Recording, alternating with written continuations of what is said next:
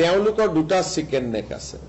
আমাৰ ভাৰতৰ এটা চিকেন নেক আছে আৰু বাংলাদেশৰ দুটা চিকেন নেক আছে।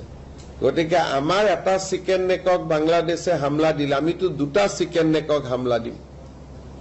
আমাৰ যেটো চিকেন নেক আছে মেঘালয়দি চিটাগং পোৰ্টত, সেইটো চিকেন নেক আমাৰ চিকেন নেকতকৈ সৰু, ৰিং এটা দলিয়ালেই পাই যায়।